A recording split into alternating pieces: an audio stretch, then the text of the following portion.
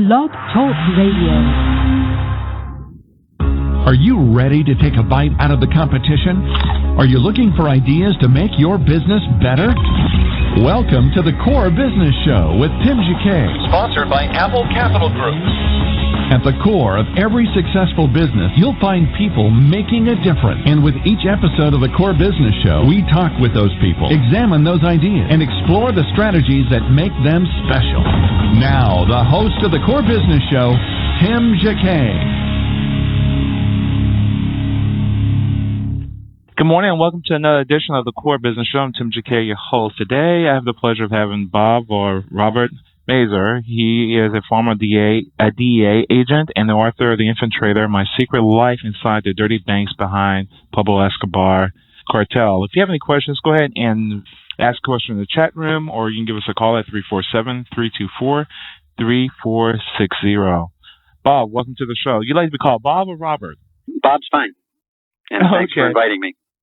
Great, thank you. I guess to begin with, our listeners like to hear personal stories from the person we interview. And so kind of tell us about yourself and really how did you get into the DEA? Well, I was a federal agent for 27 years, actually. When I was in college, it was hard economic times like it is now, and looking for a way to be able to make ends meet, and went to a jobs board. I was studying accounting and business administration and finance, and really had no focus on a particular job, just really looking for a way to get a few extra bucks. And there was this advertisement for what's called a co-op student within what was then called the intelligence division of the IRS. I'd never heard of that agency before. I went for the interview, and as they explained to me, they were the guys who really put Al Capone away. They were the ones who followed the money. They established the huge amounts of money he made from bootlegging, and that was the basis for his prosecution for tax evasion. And that agency worked as a small unit. There were only about 2,000 agents in the country at the time.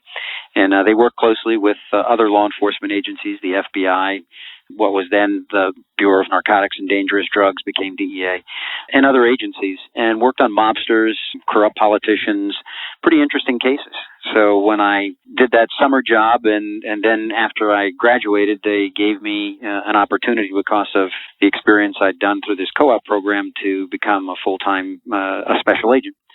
And so I started off not with the DEA, but with the intelligence division of the IRS, which became the criminal investigation division. And I stayed in that agency for a while, but one of the first cases that came across my radar screen was a pretty famous case, a guy by the name of Frank Lucas, a guy who was depicted in the movie American Gangster and played by Denzel Washington. And he was the biggest heroin trafficker in the United States at the time.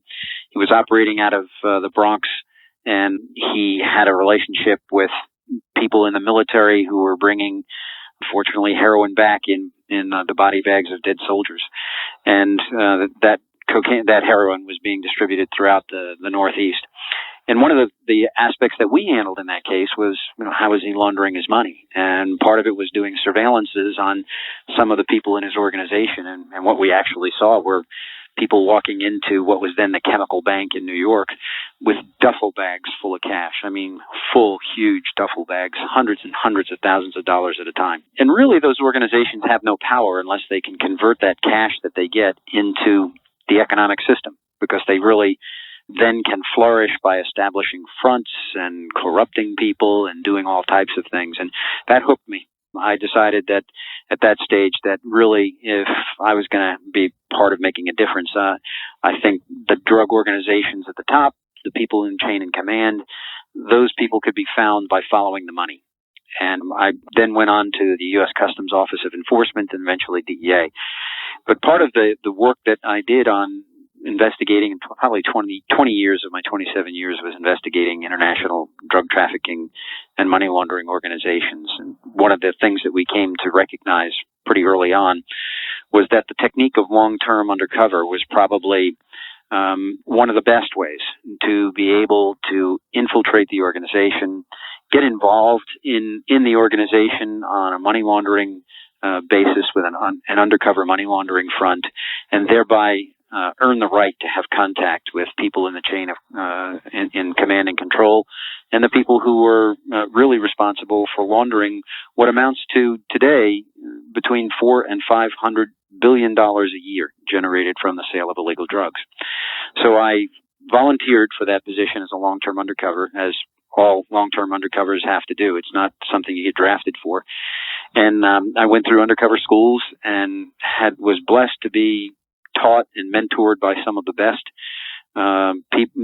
former undercovers in the country, including Joe Pistone, who's the former FBI agent that the book and the movie Donnie Brasco is based upon. Johnny Depp played his part in that. And there are psychologists that are involved in this training and trainers, and they vet out people who they believe really aren't psychologically suited for what will become probably the heaviest pressure cooking type environment that a human being can go through, to try to live a double life and to be living within the underworld, where whatever it is that you say and do in a given day could impact whether or not you'll see the next day. And wow. After going through the undercover schools, and one of the things they look for are people who have a very defined expectation of right and wrong, a very clear definition of black and white. There's not a lot of gray. There isn't a lot of debate as to whether or not something is legal or illegal or right or not right. I guess they saw that in me and decided that I was worth going on to the next stage, which was then to put together a sophisticated front, which I did over a period of about 18 months. That I think is. Go ahead.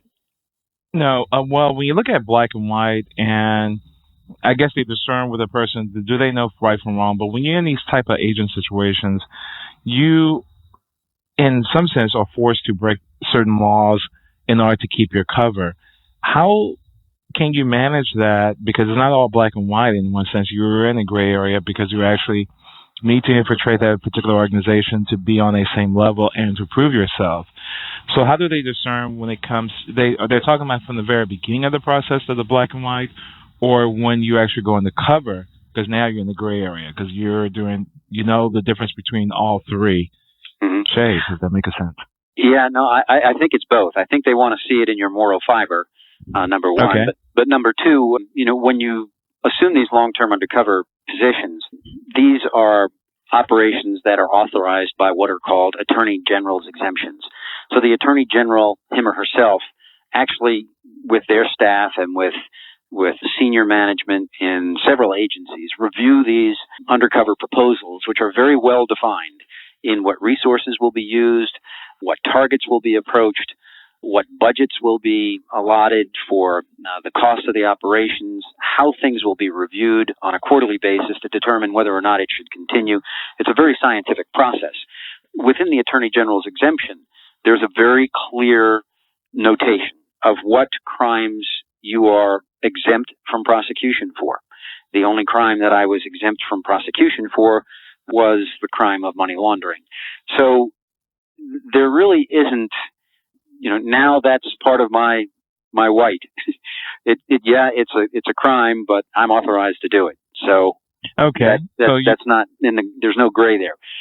I shouldn't, and in order to be successful, I can't allow myself to be dragged into committing any other crimes by the targets that I'm dealing with. There's no justification for that whatsoever, because ultimately you are judged before the eyes of everyday citizens who have an expectation that their police officers are not going to break the law unless there's some very defined reason for why they were approved to do it. They can't freelance. I played the role, and one of the reasons I set up my long-term cover this way, I was in their eyes, a mob-connected money launderer. I was a corrupt businessman from New York and the Miami area. Over the 18 months, I established a completely verifiable identity. I was embedded in a number of active businesses, including an investment company, a mortgage brokerage business. We had an air charter service with a private jet. We had a jewelry chain with 70 locations on the East Coast, and we had a brokerage firm with a seat on the New York Stock Exchange. So these were all resources that I had, principally from informants or concerned citizens who were taken into the confidence of the government in the undercover plan. But I also had two guys who were within one of the 5 New York crime families who were providing me street credibility as well.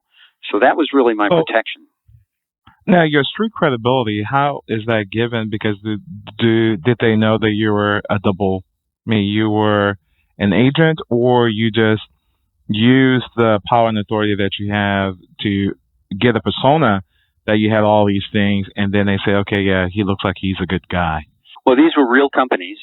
Okay. The brokerage firm was owned by a relative of one of those mob-connected guys who was an informant. The other businesses were owned by a concerned citizen who was involved in the operation from the beginning and played. Once I was embedded in, the other employees in the company had no idea that I was an undercover agent. They thought I was actually just a real employee and a lifelong friend of the president of the company. So I had that, but I also had a lot of other resources that I could use to launder money.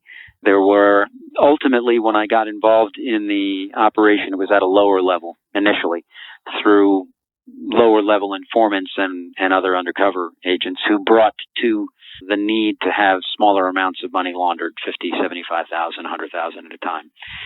After having done that and begun to be heard about in the underworld, after a period of about 6 months, I really, at the first part, didn't want to meet anybody, didn't meet anybody.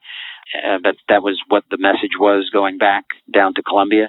And ultimately, after 6 months, they wanted to meet me in the worst way because they recognized that I had all of these investment companies, mortgage businesses, all types of fronts that could be used to launder. And they wanted to talk about establishing a long-range relationship.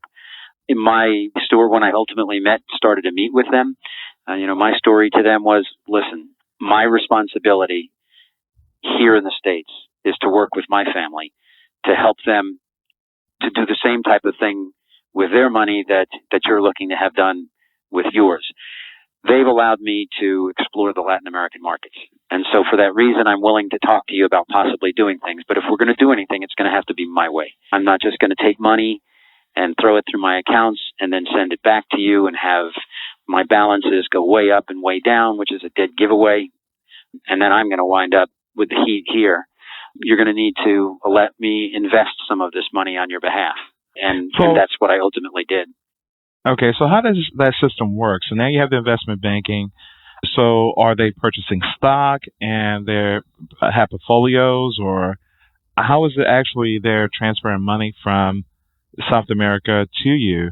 And what are you doing within your organization to turn into certain investments to make it look credible? Well, first, their problem is that their money is here because it's gathered on the streets of the major cities of the United States from the sale of drugs. Okay. They sell wholesale amounts of cocaine throughout the world, and unfortunately, the biggest consumers of those illegal drugs in the world are our citizens. So a lot of the cash, it wouldn't be uncommon for me to be offered the opportunity to receive $1 million or $2 million a day in a given city. This would be, I can give you an example of a transaction from beginning to end. Sure. And I need to add in here, too, that I ultimately became a go-between for them with an international bank that had a presence in the U.S. and 71 other countries. So those bankers thought that I was a mob-connected money launderer as well and were knowingly taking in huge amounts of drug proceeds and assisting in the laundering process. But on a given day, we might pick up $2 million in New York. They might want 75% of that to be sent back to them down in South America. Well, in order to, and the other 25%, let's say, was going to go into either a CD or it might be used. There were times when they were building, say, an apartment complex in downtown LA. They would give me the cash. I would run it through our accounts, get it into the mortgage company, and make it appear as though the money was given to them in the form of a loan so that they could use what would appear outwardly to be loan proceeds rather than tons of cash that would have otherwise been drawing all types of attention. Anyway, the bulk of the money I normally wound up delivering to a bank called the Bank of Credit and Commerce International, BCCI. It was the 7th largest privately held bank in the world. They had a very, very large presence here in the United States, but they were also in many, many haven countries. They were in Luxembourg, Switzerland. They were in Panama. They were in all types of places where money generally that has a reason for being maintained secretly seems to find its way there. I would give the money to them. They would initially put that money, have an offshore account. This is a corporation that would be established in Gibraltar or Hong Kong or the Cayman Islands or someplace like that. And the monies would first be put into a certificate of deposit in any one of a number of countries. Sometimes we put it in Luxembourg, sometimes in England, sometimes in France, the Bahamas. Once that money was in a CD, then they would create what's called an off-book transaction. They would create a loan in the name of another corporation. Nobody'd know that there was a connection, that the collateral was the CD. And they would issue loan proceeds in the name of another offshore entity. And then we would send that to another country and eventually get it back down to Panama into checking accounts, where the funds were then drawn from those banks in Panama and controlled by the cartels, because they had a very active presence in Panama. Well, how do you, for a person that off the streets giving you $1 million in cash, how in the world that you would take that? Do you have your own bank that you can all of a sudden put these in several accounts of $1 million or $2 million? That's a lot of cash. Yeah, it is. Well, there was in the operation, in the eyes of the Colombian traffickers and the corrupt bankers, they understood that we had these companies that I described before that were active companies, but that we also managed a lot of cash-generating businesses. I mean, 70 jewelry stores on the East Coast alone could take in a lot of cash.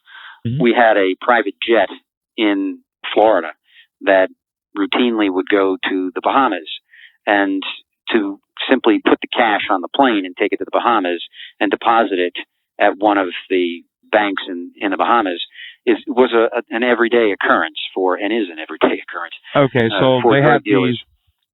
Okay, so they have these jewelry stores and retailers.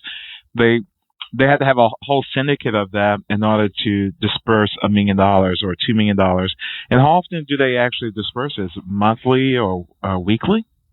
Well, those jewelry stores were, in their minds, controlled by me. I mean, we did have the jewelry store locations, but we also had a bank behind the scenes who was in on this with the government, to whom I could deliver $1 million, and I could say, put it into the checking accounts or put it into whatever accounts I wanted them to put it into, while I could be telling the bad guys, listen, we're slowly getting that money into our accounts, but we'll pay you out of our funds.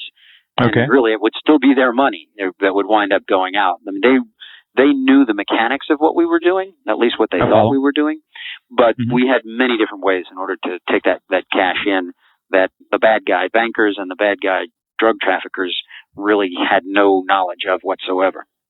So you guys never had to charter your own bank. You actually made deals with current banks in those local markets that they were aware that what these proceeds were, and they just had a special account, and that's how they funneled the money in and out. Yeah, plus there were offers by the corrupt bank that I was dealing with to also take in cash. I mean, they were quite happy to take cash in either the Bahamas or Luxembourg or Uruguay or London. A lot of the money that we were some of the money that we were collecting was being generated outside of the United States. These drug organizations are worldwide in their activities, and so the $400 to $500 billion that's generated a year, most of it is in North America, but there's substantial amounts, hundreds of millions of dollars a month, that are generated in other parts of the world, in the nations in North Africa, in the Middle East, throughout Europe. It's really a thriving major business. We're going to take a break real quick, Bob, and we'll be back in one moment. You're listening to The Core Business Show, sponsored by Apple Capital Group.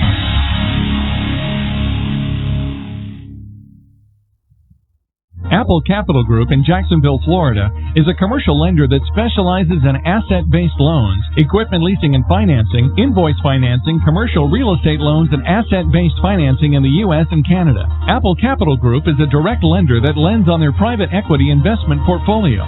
90% of most loans are decided within 2 hours, and vendor funding within 24 hours after documents are completed, with a one-page application.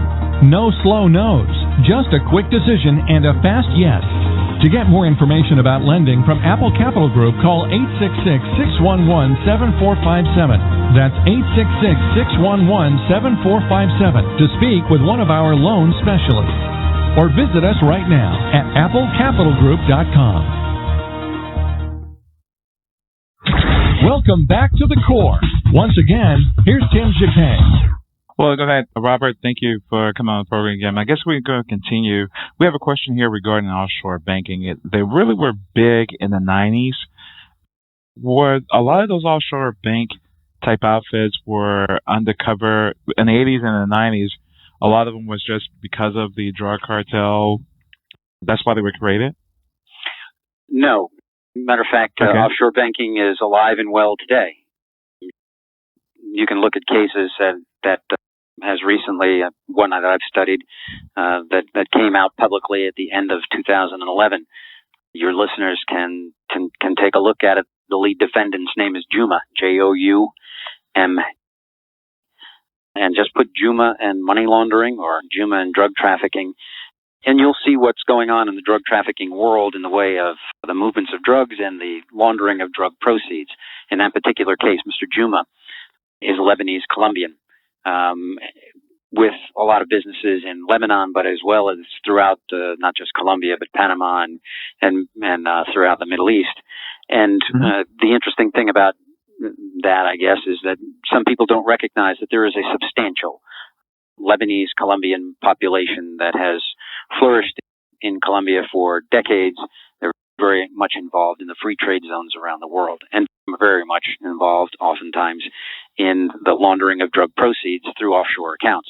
Now, in this particular case, the Juma case, you'll see that and this is very current stuff, they were working very closely with the leaders of the Colombian cartels, as well as the leaders of many of the Mexican cartels, and the Lebanese who were involved in this are all associated with Hezbollah, a terrorist organization, and their motives for being involved go far beyond just the opportunity of making money, but having revenue to be used for terrorist-type activities around the world. And in these instances, they had accounts in Panama, in Lebanon, in Dubai, Abu Dhabi, Bahrain, also throughout the Caribbean. And these bank accounts, unfortunately, banks have a tendency, in my view, based on my personal experience, and it's my opinion that there's a certain segment of the international banking community that markets this money. It wasn't just the Bank of Credit and Commerce International that used their offshore branches in order to take in this money.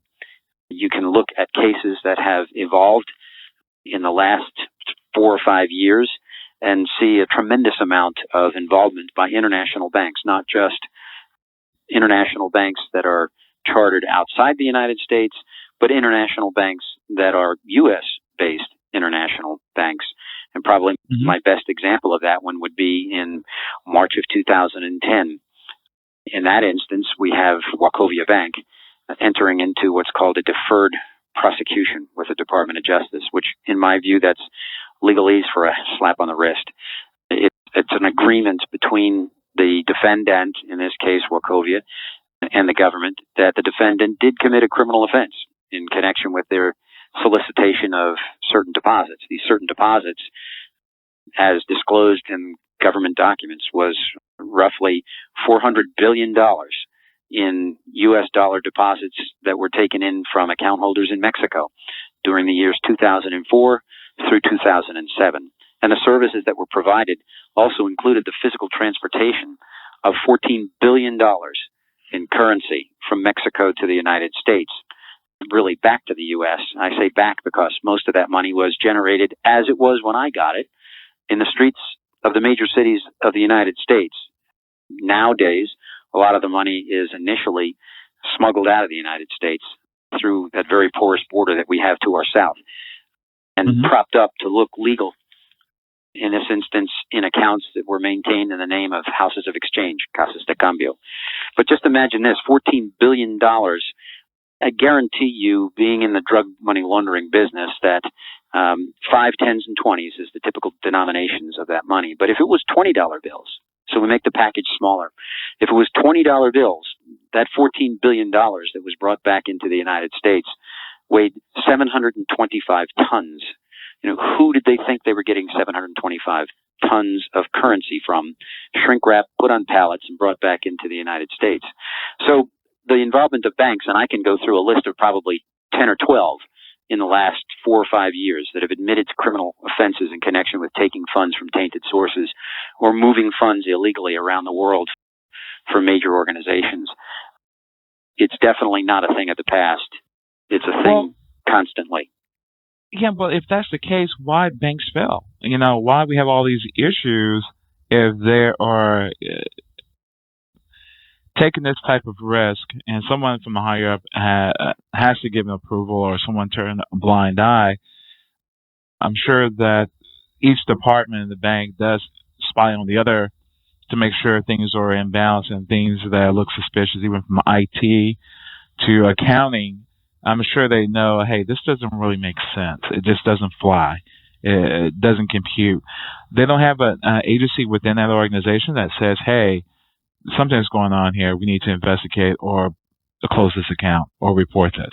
Well, they all certainly do have compliance departments who have that responsibility. I provide presentations to and train compliance officers in banks on a constant basis. And I can tell you that there is a very good will within, in my view, within the majority of those involved in the compliance departments of banks, including the international banks. But there's a disconnect in communication and a disconnect in motive between the business line and the compliance line. You don't have to look very far. You can look at a case that was publicized just in this last month, and it's based out of New York, Hong Kong Shanghai Bank Corporation, HSBC. Their New York office is accused and under investigation by the U.S. Attorney's offices in 2 locations, as well as under investigation by the New York State Attorney's Office and many bank regulatory agencies for, among other things, repatriating $40 billion a year from Mexico, from North Africa, and other areas that were high risk, where they should have known, at least according to the accusations now, they should have known that was tainted. A lot of that was tainted funds. But what the documents that came out on HSBC, and this was in a Reuters article in May of 2012, so your listeners can Google that.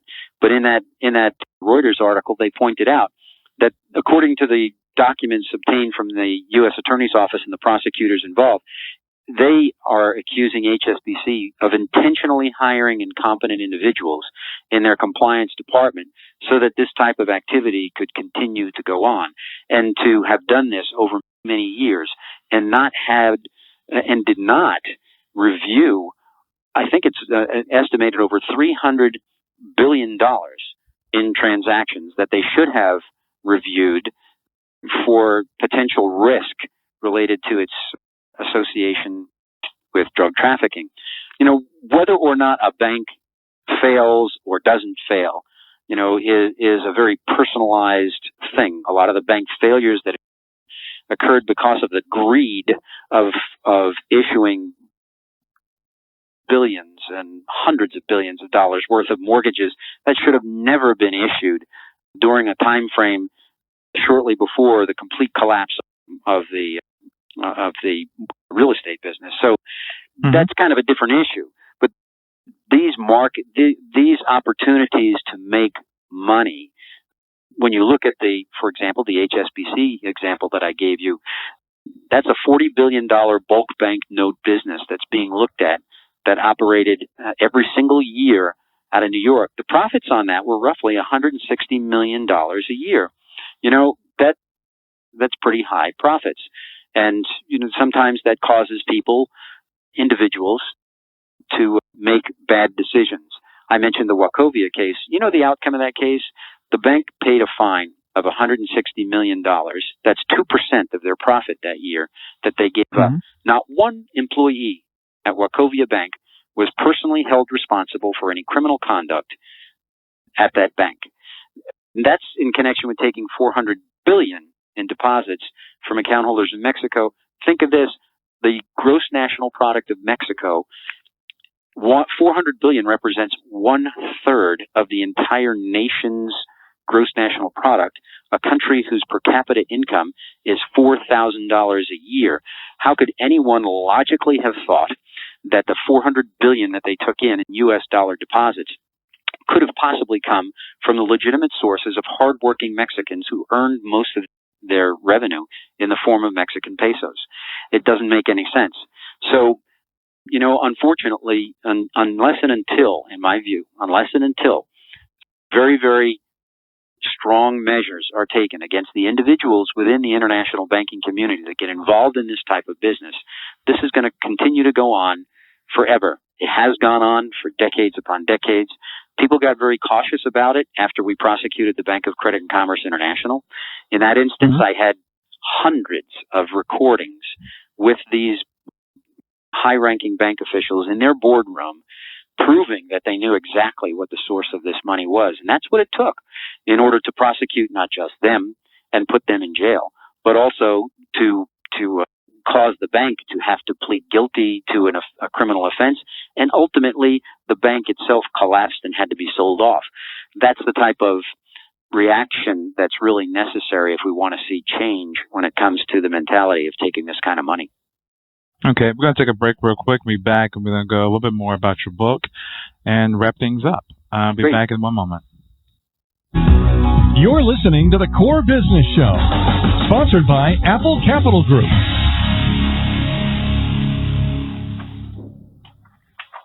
Apple Capital Group in Jacksonville, Florida, is a commercial lender that specializes in asset-based loans, equipment leasing and financing, invoice financing, commercial real estate loans, and asset-based financing in the U.S. and Canada. Apple Capital Group is a direct lender that lends on their private equity investment portfolio.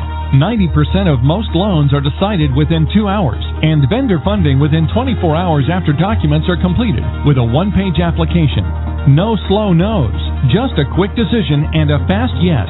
To get more information about lending from Apple Capital Group, call 866-611-7457. That's 866-611-7457 to speak with one of our loan specialists.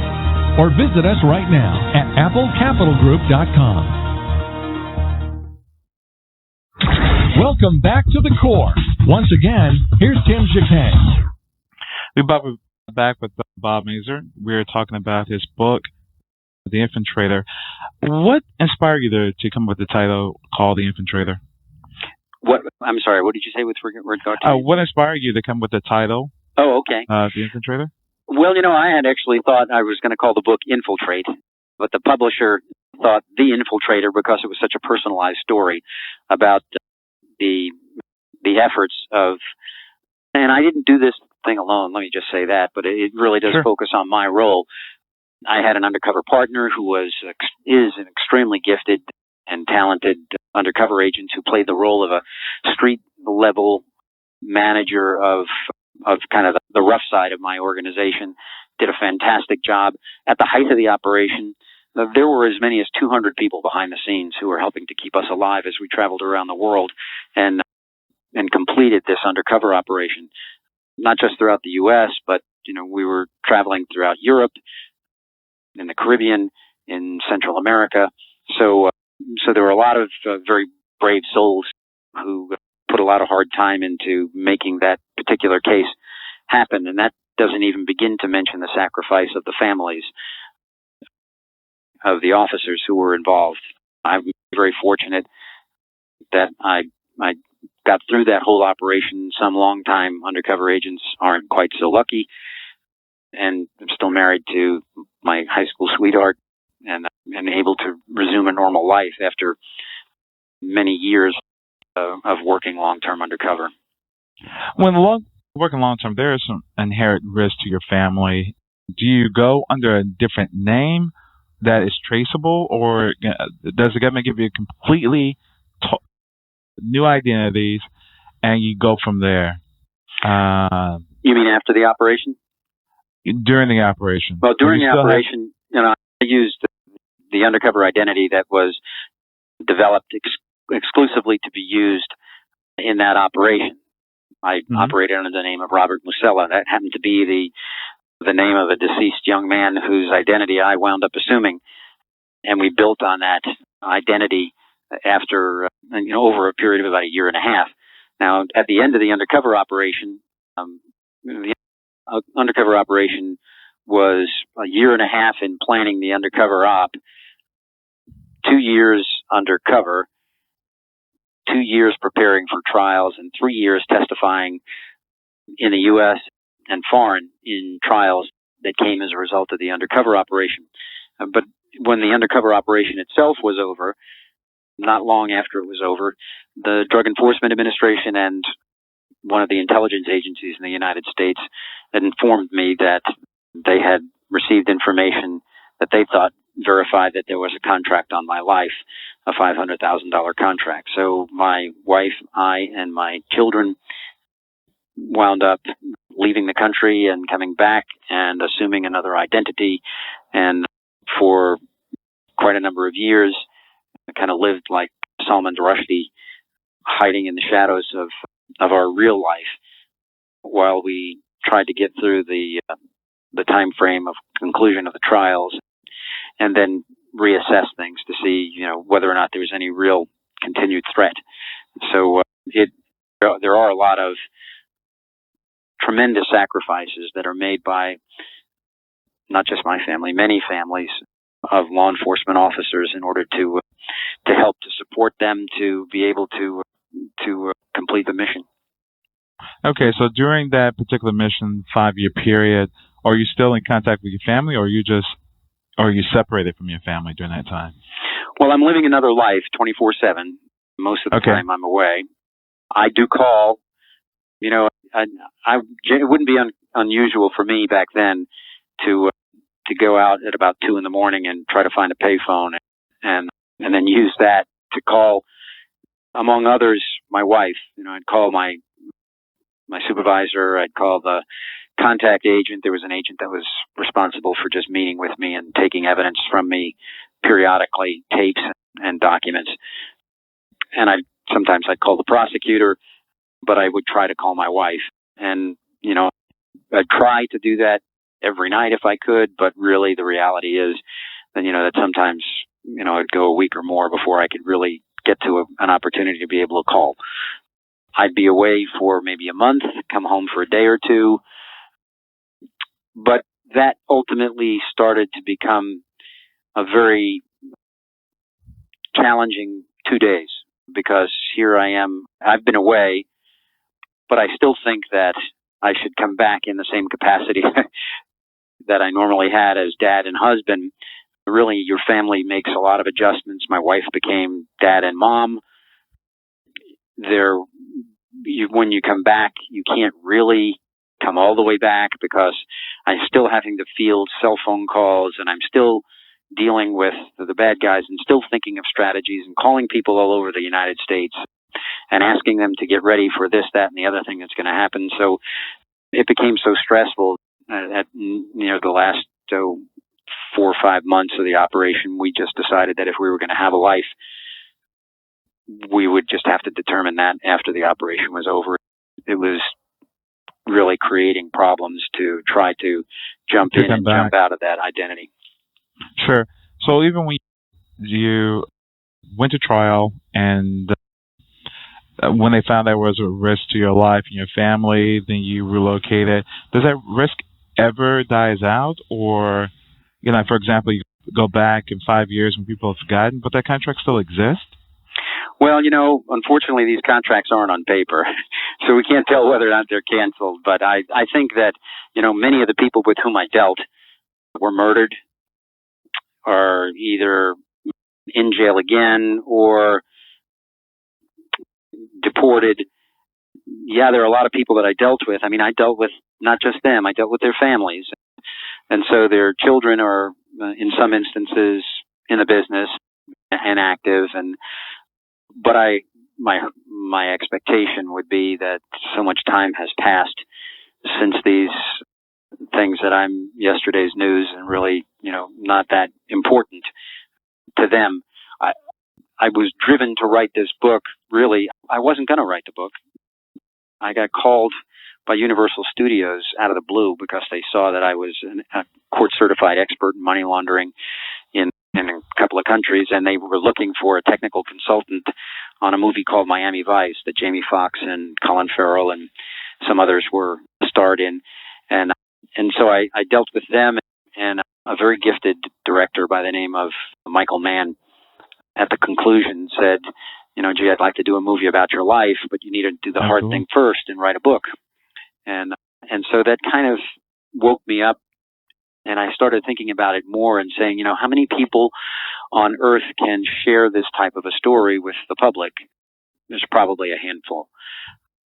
And this is an opportunity to help people to understand not just what that world is like, what the underworld within the drug organizations and the corrupt international banking community is all about, but also what is this like for people who might want to serve and to make a sacrifice and be a part of what they hope is being a part of making a difference. And so I wanted to share all of that, and I'm glad that I did. And we'll see. It's currently also in development with respect to movie production, and whether or not that ultimately happens, so time will tell. But I think that it's an important story to share with the rest of the world.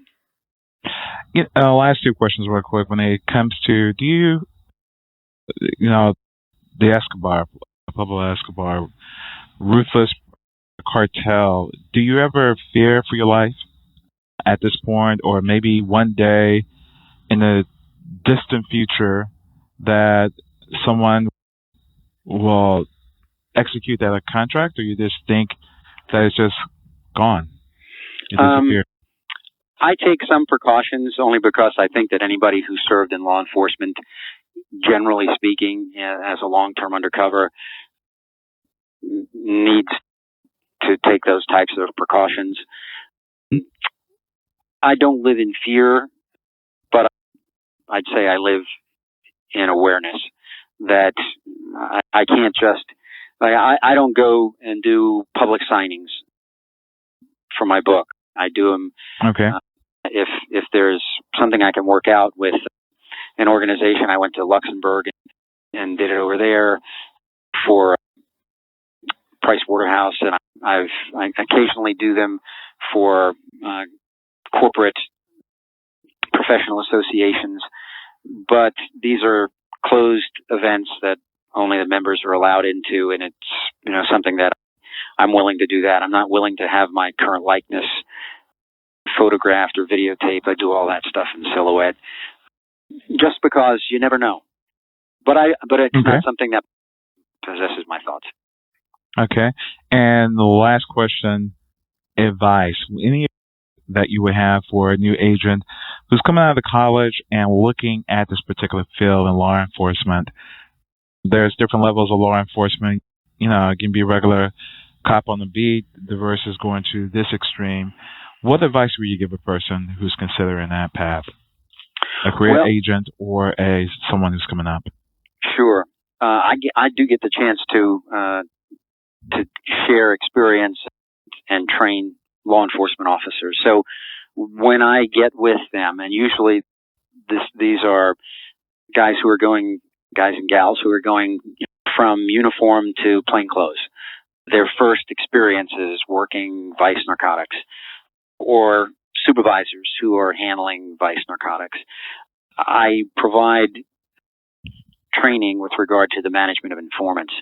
And the reason I bring that up is that if you're going to go into this profession, you need to know what your major risks are, and you need to be trained to be able to professionally address and minimize those risks. And one of the major risks that you're going to face is going to be managing informants. I have a partner who had a partner who was put with me in my last undercover operation. After the one in the book, I went back undercover for another 2.5 years. And he was Officer of the Year of a major city. But he was picked to do undercover work because he spoke Spanish, and not for really any other reasons. And he managed certain informants because he spoke Spanish. He didn't know, I don't think he was properly educated in the protocols of managing informants, and it didn't take very long before his informants were managing him. And he began to go down a slippery slope that ultimately led to his involvement in massive amounts of crime. He almost got me killed. He was working with the Cali cartel. He outed me to them. He did crazy things like transporting cocaine around the United States for those organizations, being a lookout on burglaries of drug traffickers' homes so his informants could steal coke and money. He went into the drug evidence vault and stole cocaine that was sold by his informants. He even firebombed the office of the Drug Enforcement Administration in Tampa in an effort to try to cover up evidence. There's a lot to be learned from the story of that young man who went to prison for 11 years, which is not long enough in my book, but because of what had almost happened, could have easily happened to me. I was working undercover in Colombia at a time when he had already told some of the people that I was otherwise going to meet with that I was a DEA undercover agent. So I think what I would advise is that understand what the risks are, be very focused on educating yourself on those. Don't go. I was blessed. I got to work with some very good, experienced officers, and they brought me along very slowly. Don't jump in the deep end of the pool until you know for a fact that you can swim. And sometimes some officers get so wound up that they lose sight of what's most important, and that is that they get to go home at the end of the day. They get to see their wife and their children, or however it is that they want to have their personal life, and that they get through this profession with a life intact. It's a very risky profession. A lot of people, if you look at the incidents of alcohol, drug abuse, and other problems, if you did a profile on narcotics investigators, I'm sure that they'd be off the Richter scale in that type of stuff. So anyway, I guess my biggest suggestion would be to make sure that you know the risks, seek out the training to really identify them and learn how to manage the risks that the profession offers. Perfect. And where can we get your book again? Well, the best place to go is a website set up for the book, which is the-infiltrator.com. That's the-infiltrator.com. And if you go on there, beside all the information you'll find about reviews in the book and the status in the movie, there's a where to buy tab, and that gives you all the links to the major book distributors, Amazon.com, the Borders location, Borders online, many online sites where you can buy it. Perfect. Well, Robert, I really appreciate you coming on to the program. You gave us a lot of information on behind the scenes beyond the book and the cartel. Thank you so much for your time. Oh, you're very welcome. It's my pleasure. Thank you. Take care. Okay, bye. Bye. This has been another production of the Core Business Show. Everybody, thank you for listening to this episode. You can download on iTunes, on Blog Talk Radio. Thank you, and take care. Have a great day. Thank you for listening to the Core Business Show with Tim Jacquet. For a free quote on equipment leasing and financing, visit our website, applecapitalgroup.com. That's applecapitalgroup.com. And fill out the information to receive your free quote. We hope you'll join us for our next episode. And remember, you can always get to the Core via iTunes. You'll find all our previous episodes there. Thanks again for listening to the Core Business Show with Tim Jacquet.